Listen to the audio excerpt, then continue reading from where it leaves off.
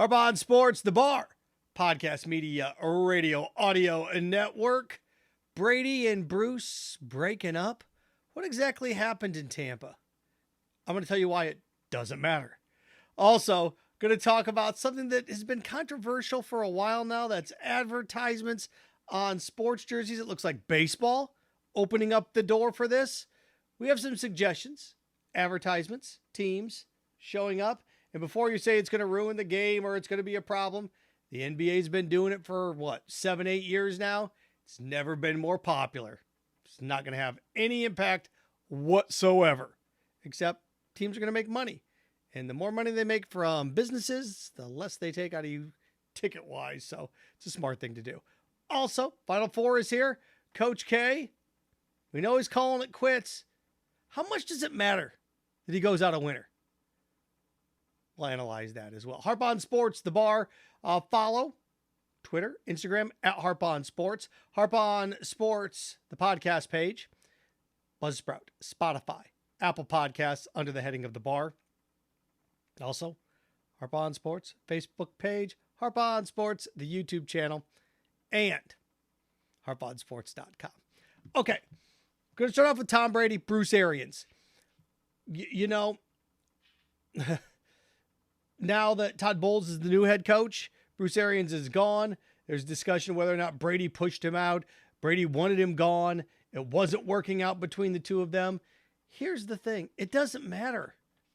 What, you're going to pick Arians over Brady? Is that what you're going to do? He moves up in the office, or at least the front office.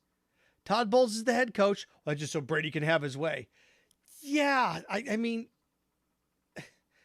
the dude is almost done with his second handful of Super Bowl rings.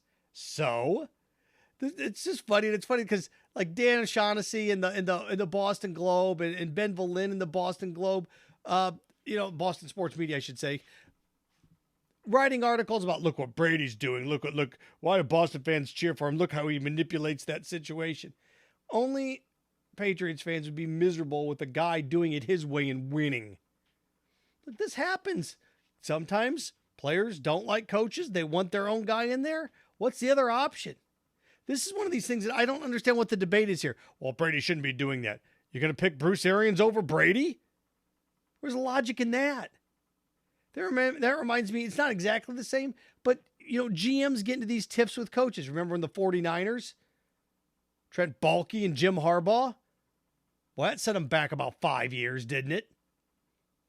So you've got a once-in-a-generational guy, and a guy that we've never seen before. Well, he just needs to suck it up. And, well, no, Brady's been able to work, and he had a power struggle in New England, maybe. I don't know. All I know is if it did happen, it doesn't matter. It doesn't matter. Whoever Tom Brady wanted to be the head coach of the Buccaneers needed to be the head coach of the Buccaneers. We got 1 year left with this dude. You really going to get into this right now? No. It's a smart decision to make. He's bringing everybody together. Well, yeah, he wants all this control. So what? So what? Michael Jordan had a ton of control in Chicago near the end. Who cares if the best player quarterback out of franchise that's 45 years old wants complete control? If it were up to me and I were the Buccaneers, I'd let Tom Brady do the draft. Let him pick everybody he wants. Come on. So I don't know exactly what happened. Nobody really knows. People are guessing and speculating. I'm just here to say, if Brady and Bruce weren't getting along and Brady wanted him gone, so what? So what? You're going to pick Brady over him every single time. Every single time. I know everybody loves and to romanticize that the coach is more important than the player. It's simply not true. Simply not true. Okay. From that to this, as we pivot here a little bit, Final Four. And there is what I want to happen, and there is what I think is going to happen. I think it's a great ending to a story to have Duke knock off Carolina, and then 31 years later, when Coach K won his first championship, what did he do? He beat UNLV, who was the big bad wolf at the time, and then he knocked off Roy Williams in Kansas in the national championship game 31 years later, knocks off his arch rival in the Final Four, and takes down Kansas again. It would be the perfect storybook ending. But these things really don't happen, do they? They really don't happen in sports. How many guys get to really walk off into the sunset? Seriously, or right off into the sunset? Not too many. Jeter didn't. I'm thinking of the people in the last 10 years, 15 years. Jeter didn't get to do it. Kobe didn't get to do it. Shaq didn't get to do it. Tim Duncan didn't get to do it. Just doesn't happen.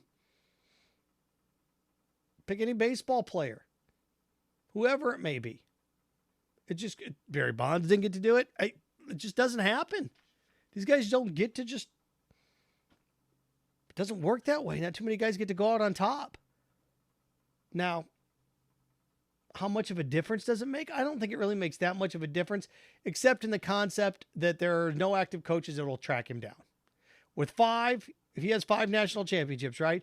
Jay Wright at 2. Jay Wright is still, he just turned 60. So Jay Wright has a chance to maybe get to 5, maybe at Villanova to get to 5, especially if Jay Wright and Villanova beat Kansas and then would beat Duke or North Carolina. And now Jay Wright has 3 and Krzyzewski has 5. Then definitely Jay Wright could track him down. That's about the only, now the legacy. Well, if Carolina drills him at the end of the regular season in Cameron and then dumps him in the Final Four, yeah, that'll sting. And Carolina fans will hold that over Krzyzewski forever. But it's not even a chapter of the book. It's a big section of Duke versus North Carolina. Because look at, didn't Peyton Manning beat Tom Brady the last 2 times they played? How much difference did that make at the end? 2 of the last 3 times they played? See what I'm saying? I don't know how much that... Now, this is a little bit different. I get it. But how I look at it, if North Carolina beats them, okay. If Duke wins, there are times where I want this to happen. This would be a great storybook ending. I don't think for him it really matters that much.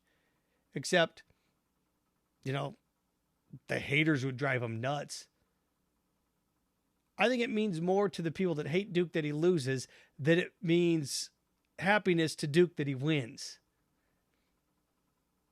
I do. I think the haters need this more.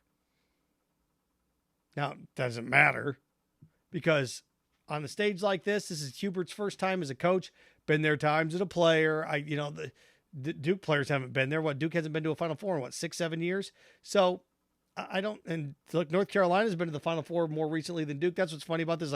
This is Hubert Davis's first time, and Carolina's been there, twice since the last time Duke went. So I don't know how much of a difference that makes, but Duke for the whole year has been a better team. North Carolina's been a better team the last month on this stage. I think Duke has one more wish in the genie bottle. I really do. And Villanova injuries, look, I've said at the beginning of the tournament, Kansas's front court, they go junior, senior, averaging 35 points a game on the front court. When I filled out my bracket, got a lot wrong. I did get Villanova and Kansas right. I think you get Kansas and Duke. I do. I think whoever wins Duke Carolina, there's going to be so much taken out of that. Then to have to get up again, I think Kansas wins it. I really do. I think it's a happy ending for Coach K that he gets to dump his arch rival. Then I think he turns around and loses to Kansas on Monday night. I do. I think that's how it ends. Still a great story. There are great stories. There are great movies that you walk out of. You go, oh boy, the last 2 minutes of that, I don't know. But okay. It's good movie, good book. But I think it's going to be a good quality Final Four. I do. I mean, it's as blue bloody as you can get. It's just too bad Villanova's banged up. But still, they get Kansas and Duke. Kansas beats them. But if Coach K wins, 1,000+ wins, 6 national championships, I guess, nobody's ever going to catch Johnny Wooden, but he can look behind him and say, well, Jay Wright's got to win 4. You're not catching me. Some of these young guys they're coaching, they're going to win 5 to catch me. The guys that have won 1. Certain guys never even won 1 yet. Matt Painter at Purdue's a great coach. He's never won 1. Bennett, Virginia's won 1. I mean, Hubert Davis could win 3 or 4 at Carolina, but he's not going to win 6. He's almost 50. See, so tough to do. But I do think the setting is there for something pretty cool. Duke, Kansas wins. This is pretty cool. I've always said this, as long as Major League Baseball, as long as professional sports teams are getting people to sponsor things, I don't care. That means that fans aren't paying for it. That means I'm not paying for things. I fan outrage about advertisements on jerseys. I kind of chuckle at them. I'm like, wait a second there. So what difference does it make? Is it Goodyear that has the logo on the Cavs jerseys? I always bring that up because when the Cavs are playing in the NBA Finals with LeBron, it's like, oh, it's a tire logo. Oh, bro, it's gonna what? You don't even notice it anymore. It just blends in. Well, it's gonna ruin what? How's it gonna ruin the game? Even when I saw the story and I saw it post, looking at like social media comments, I'm done with baseball. This is what did it for you. This is what broke your back. The Doritos chip logo on the jersey. Is that's what? I can't take it anymore. Now there are 3 categories when it comes to this. It can't be gambling. It can't be a media company. And it can't be alcohol, liquor. I'm cool with that. I am. Now I have some ideas, and I jotted them down. Logos that have to appear on certain teams' jerseys. There are a couple that you have to figure out a way to get it done. You just do. And the one that, again, jumps to my mind first is Boston.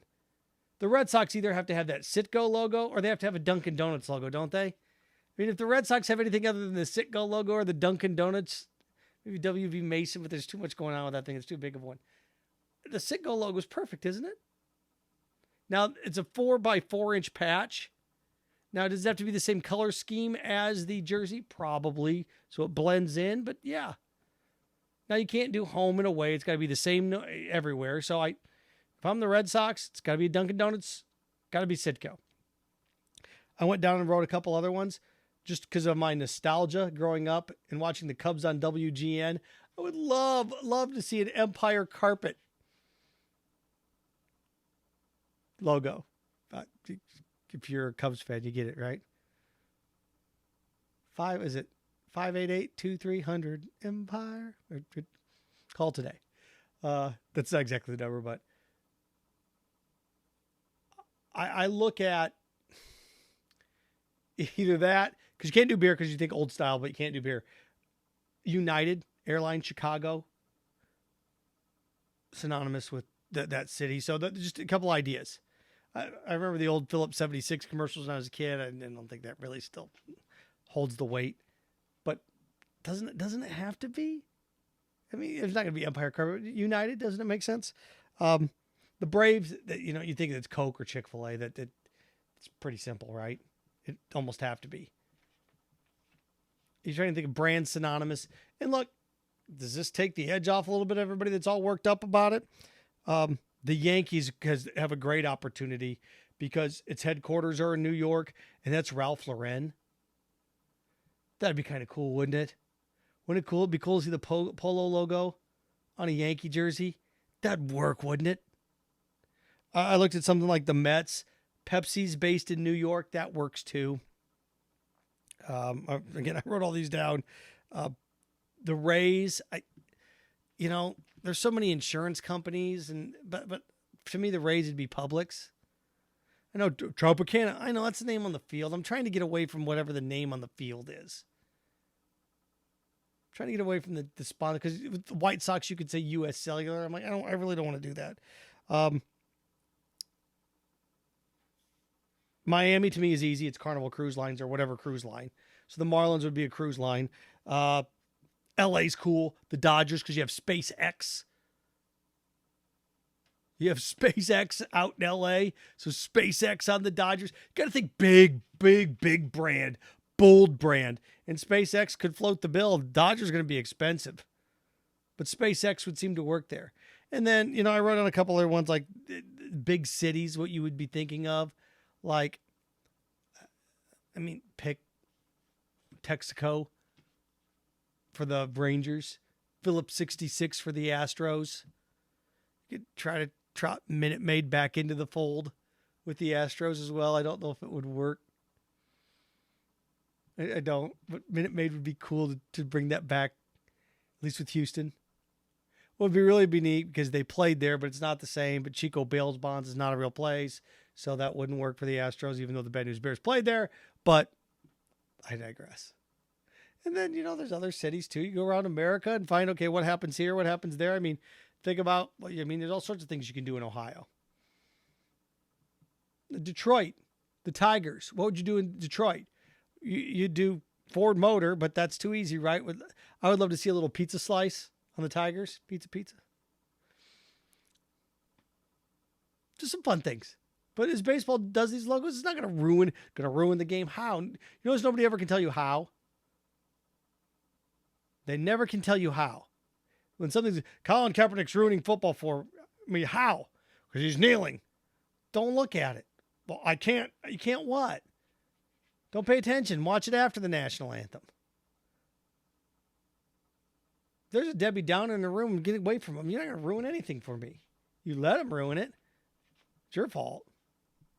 But I love that scenario of NFL or Major League Baseball teams, and it's coming to helmets too. They're talking about putting them on the helmets this postseason. Now the advertisements for baseball jerseys aren't going to come till next year. But a 4-inch by 4-inch patch. Can't do beer. Can't do. I just thought of something that's not on there. Can't do beer. Can't do alcohol. Can't do gambling. Can't do media. So people are like, well, Tampa Disney. Disney's a channel. It's a media company. Owns ESPN. You can't do it. I just thought of something. Could a politician do it? Boy, a team would really be crazy, right? If they put a big logo on them. I mean, does a marijuana dispensary get their hands on the Rockies? It could be a lot of fun figuring all these things out.